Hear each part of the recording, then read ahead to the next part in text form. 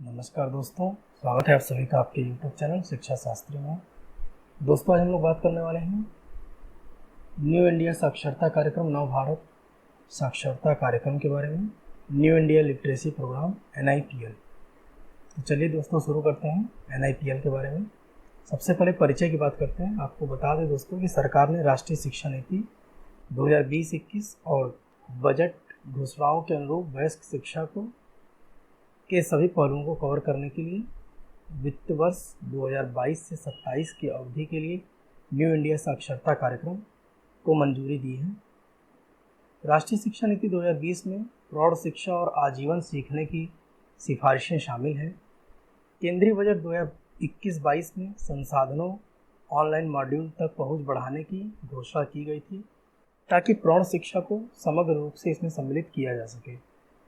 उद्देश्य NIPL के हम लोग उद्देश्य की बात करते हैं। इस योजना का उद्देश्य न केवल आधारभूत साक्षरता और संख्यात्मकता प्रदान करना है, बल्कि 21वीं शताब्दी के नागरिक के लिए आवश्यक अन्य घटकों को भी शामिल करना है, जैसे महत्वपूर्ण जीवन कौशल जिनमें वित्तीय साक्षरता, डिजिटल साक्षरता, वाणिज्यिक कौशल, स्वास्थ्य देखभाल और जागरूकता सहित शिशु देखभाल और शिक्षा एवं परिवार कल्याण।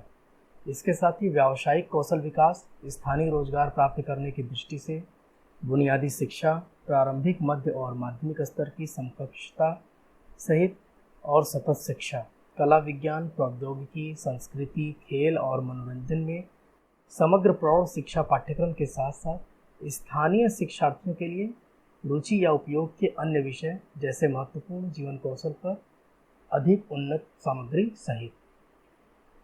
योजना को ऑनलाइन मोड के माध्यम से स्वयं सेवा के माध्यम से लागू किया जाएगा। स्वयं सेवकों के प्रशिक्षण, अभिविन्यास, कार्यशालाओं का आयोजन फेस टू फेस मोड के माध्यम से किया जा सकता है।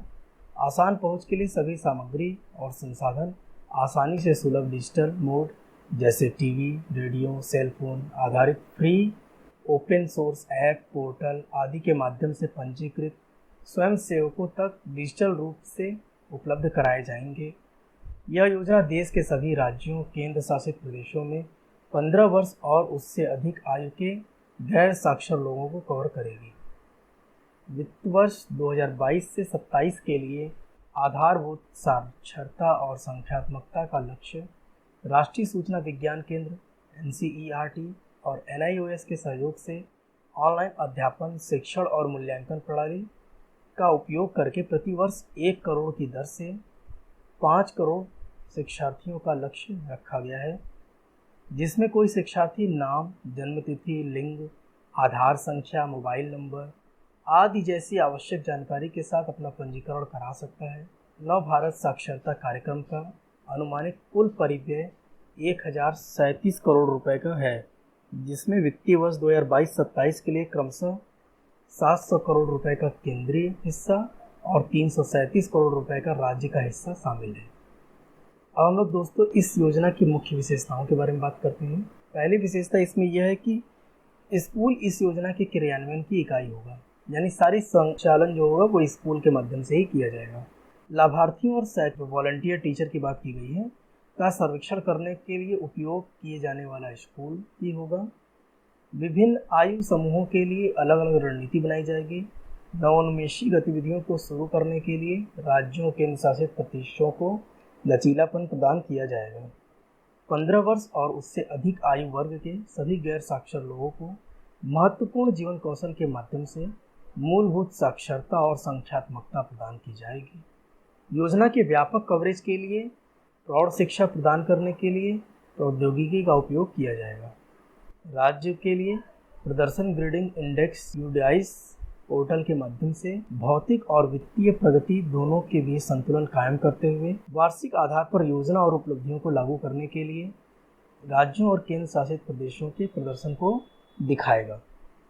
ICT समर्थन, स्वयंसेवी सहायता प्रदान करने, शिक्षार्थियों के लिए सुविधा केंद्र खोलने और सेल फोन के रूप में आर्थिक रूप से कमजोर शिक्षार्थियों को IT पहुंच प्रदान करने के लिए CSR परोपकारी सहायता प्रदान की जा सकती है। साक्षरता में प्राथमिक और पूर्ण साक्षरता 15 से 35 वर्ग की आयु वर्ग को पहले पूर्ण रूप से साक्षर किया जाएगा। इसके बाद 35 वर्ष और उससे अधिक आयु के लोगों को साक्षर किया जाएगा।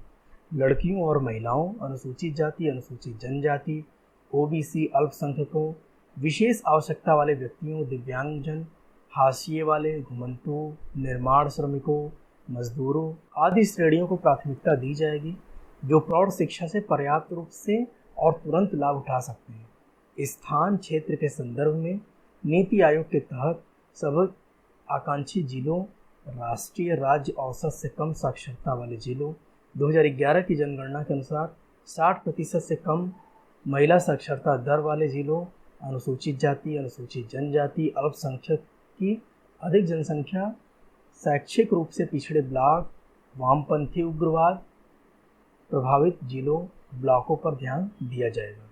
नव भारत साक्षरता कार्यक्रम के प्रभावी कार्यान्वयन के लिए मंत्रालयों और विभागों के बीच सामंजस्य किया जाएगा, जिसमें इलेक्ट्रॉनिक्स एवं सूचना प्रौद्योगिकी मंत्रालय डिजिटल साक्षरता, खाद्य सुरक्षा विभाग खाद्य मंत्रालय वित्तीय साक्षरता, कौशल विकास और उद्यमिता मंत्रालय कौशल विकास के लिए, न्याय विभाग कानून एवं न्याय मंत्रालय कानूनी साक्षरता के लिए, रक्षा मंत्रालय एनसीसी स्वयंसेवी और पूर्व सैनिकों की भागीदारी, युवा कार्य एवं खेल मंत्रालय नेहरू युवा केंद्र संगठन राष्ट्रीय सेवा योजना की भागीदारी, ग्रामीण विकास मंत्रालय राष्ट्रीय ग्रामीण आजीविका मिशन और दीनदयाल उपाध्याय ग्रामीण कौशल्य योजना, सहकारिता मंत्रालय सहकारी समितियों की भागीदारी, स्वास्थ्य एवं परिवार कल्याण मंत्रालय स्वास्थ्य एवं साक्षरता, राष्ट्रीय आपदा प्रबंधन प्राधिकरण, गृह मंत्रालय आपदा प्रबंधन, अल्पसंख्यक कार्य मंत्रालय अल्पसंख्यकों के बीच कार्यान्वयन के लिए, उच्च शिक्षा विभाग सतत शिक्षा,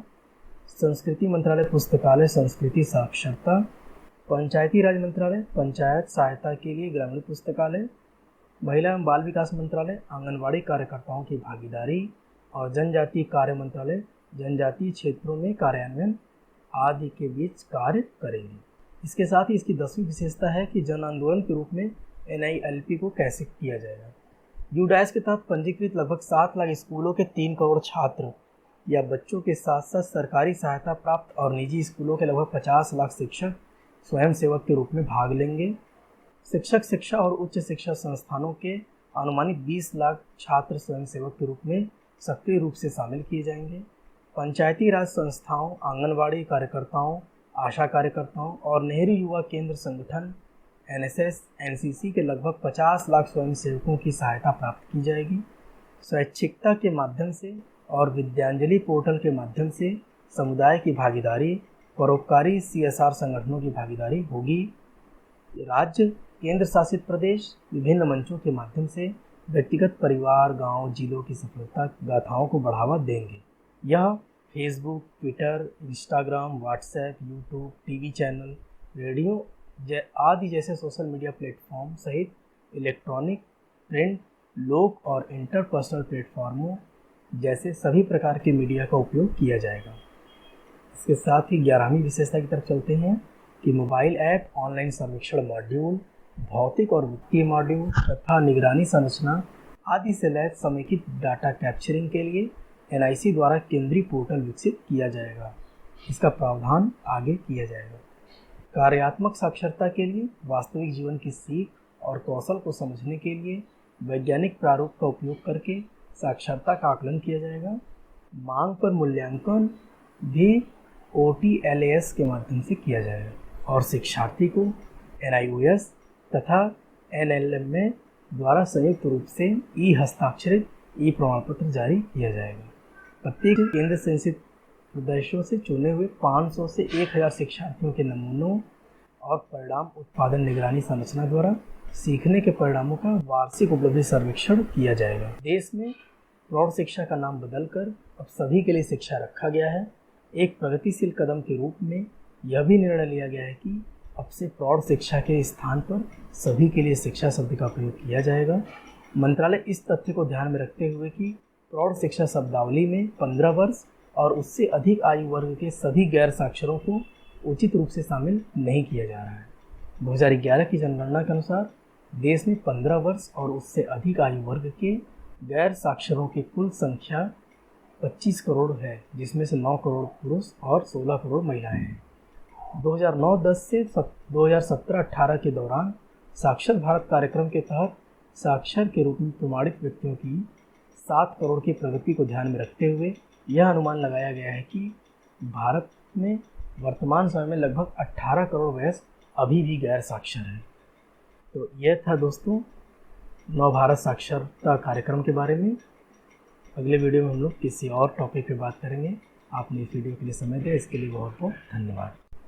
नमस्कार दोस्तों, स्वागत है आप सभी का आपके YouTube चैनल शिक्षा शास्त्री में। दोस्तों